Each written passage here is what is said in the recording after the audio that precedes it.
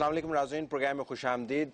America के अंदर बहुत से ऐसे इदारे हैं जिनका लिखा हुआ और इनका कहा हुआ पाकिस्तान के बारे में अमेरिका में तस्वीर बनाता है। पाकिस्तान की तस्वीर बनाने में जिन इदारों का बहुत अहम किरदार है उसमें से कार्नेगी इंडाउमेंट फॉर पीस एक इदारा है जिसके नुमाइंदगान हमारे साथ इस प्रोग्राम में मौजूद हैं। उनके साथ हम अंग्रेज़ी में बात करेंगे। उनके साथ साथ हमारे अपने मीडिया और रिसर्च इंस्टीट्यूट्स के नुमाइंदगान भी मौजूद हैं और एक पाकिस्तानी मुहक्किक भी हैं जो अमेरिका के अंदर काम कर रहे हैं। तो हमारे पास बहुत अच्छा मिक्स है। जानना हम ये चाहते हैं इस प्रोग्राम के तवस्सुत कि जब लफ्ज़ पाकिस्तान अमेरिका में बोला जाता है तो मुख्तलिफ किस्म के और अमूमन मनफी रवैये या ख्यालात लोगों के जहन में क्यों आते हैं? क्या तहकीक की खराबी है या हमारे बयान की कमजोरी है? तारुफ मैं करवा देता हूँ। I am delighted to introduce George Perkovich, who is vice president for studies and director of the nuclear policy program at the Carnegie Endowment for International Peace. George, thank you very much for being with us.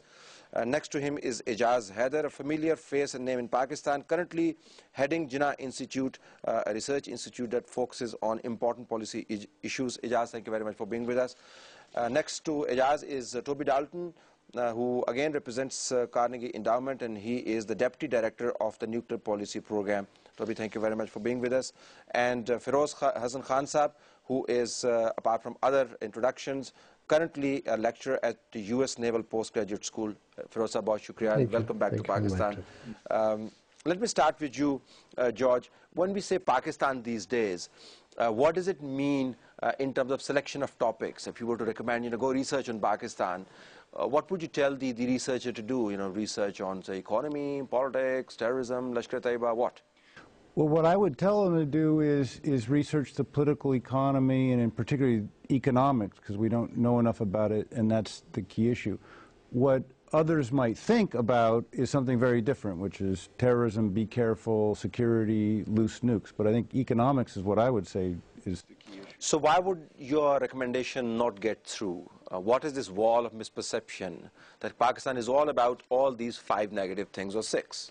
Well, there's reality to those things. These things happen. AQ Khan happened, 9/11 happened, Al-Qaeda happened, Osama was here. And I think in the United States, there's less interest in developmental issues and long-term issues and more on the immediate threatening thing. And so those threats are what people keep in their minds. So we are the threatening type, and therefore the people look at it from the threatening prism, Ijaz? Well, I think you should direct this question first to Toby, and the question to us should be, how do we perceive when the word America pops up? Okay, let me. You asked the question. Okay, go ahead.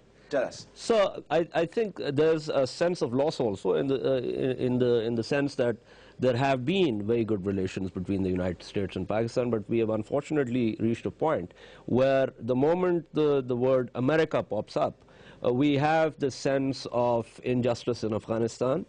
We have the sense that because of Afghanistan, a certain war has been thrust upon us, in which we have lost many thousand people, in which our actual direct and presumptive losses otherwise have been huge. We also get the sense that, perhaps the United States wants to be a power in West South Asia and is trying to prop India up in terms of having a strategic partnership with India at the cost of Pakistan's interests, perceived or real. We also have this sense, at least many of us, that the United States is unhappy with Pakistani nuclear weapons and wants to spring them at some point for whatever reason. Perhaps towards the end of this long list, something positive, or no?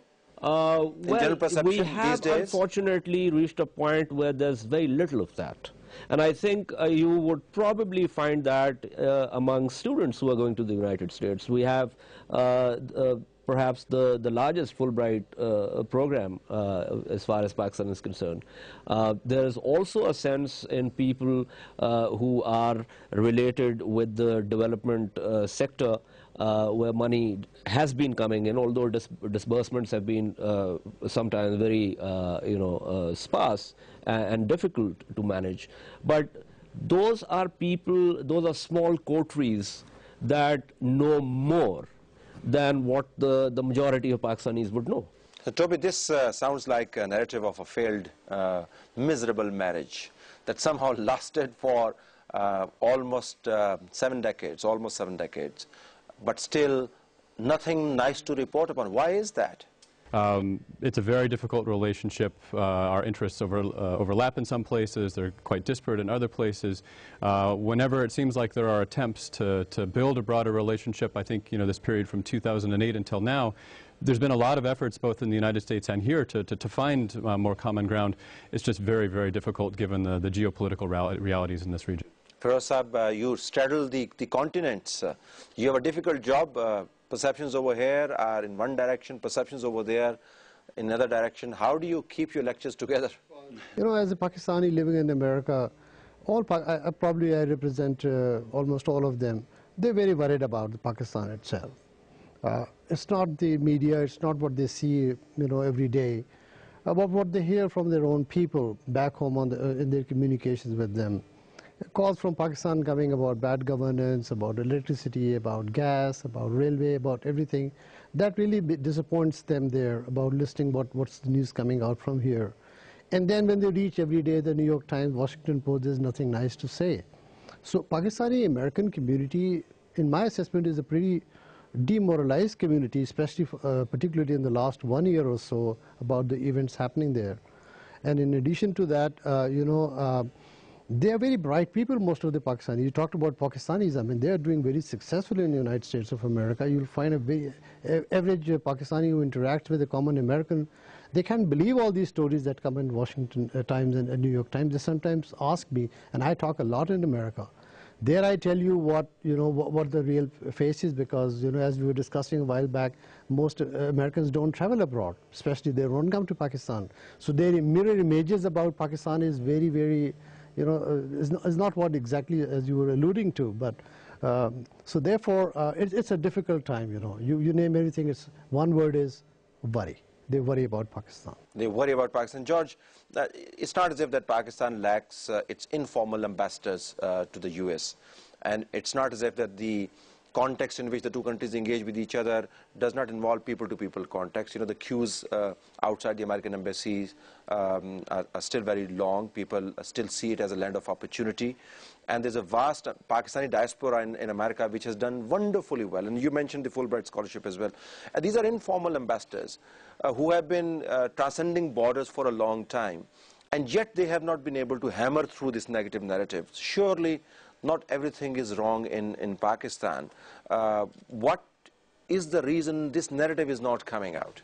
Well, I can speak from experience in a sense, and in addition to Feroz, very talented friends from Pakistan in the U.S. And the reality is they themselves are very negative about the government or about governance and about the system. So the positive stories you get are about, somebody's student's done brilliantly on a test and they've gotten accepted into a great university. So they're personal stories, but the difference between the personal and the political is where the negativity comes in, because the negativity comes out from the governance problem, where those people themselves say mainly negative things because the reality has been pretty negative.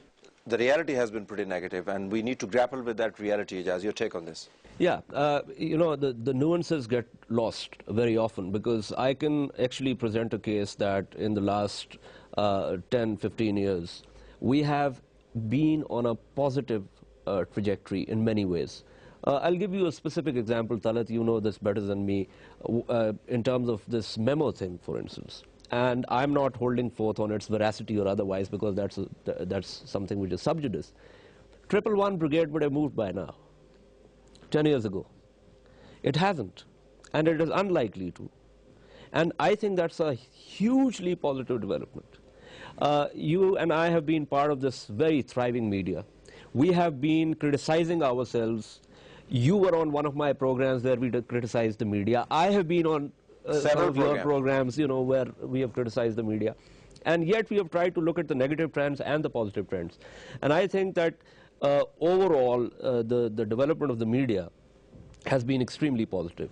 Similarly, people are now, for instance, people would not have agitated about misgovernance in the way that they do now, because they are far more aware of what they are supposed to get in return for their votes for a democratic government. And I think the groundswell that we see, which we essentially look at as negative, holds in itself its own positive. And therefore, I think the way to look at it is to not just, I mean, to use that horrible cliche about the glass half full or half empty. I think I would tend to look at it as a glass which is half full. Half full. And at the same time, it should fit very well into the American search for democratic Islamic or Muslim countries. You know, Pakistan has been on that, to use your description, that trajectory for a very long time. It has been an uphill task. Sometimes we succeed, sometimes we fail. But this country has not given up on democracy, which is a remarkable compliment to the very fiber of this land. And also the fact that there aren't many Muslim countries around whose founding fathers were steeped in constitutionalism. They fought for independence through constitutional means. They were lawyers, they were barristers, educated abroad. You know, country that wants to be democratic is democratic. Country that has a middle class that speaks the modern language, which is in media is independent, the blogosphere is thriving, judiciary is very strong, coup ain't going to be taking place. People are taking to streets. If this were to be happening in the Middle East, I mean, the world would look at it with awe. What a potential. Yet, when we look at Pakistan, we say, what a peril. What a problem. Why is that? You know, going back to what George said, I think democracy is a great objective. It's very difficult, it's very messy, it takes a long time. You know, in the United States, we've been doing it for 200 years, and, you know, we're just about to enter our quadrennial silly season as the presidential elections are. You can see that there's a lot of downsides that come with democracy. You know, not every model should look like the U.S. model. I think Pakistan is developing its own democratic model. It takes time to do. Over time, you hope that those institutions are strengthened. They can improve governance, improve delivery of services to the people, and over time, that model will be much more sustainable.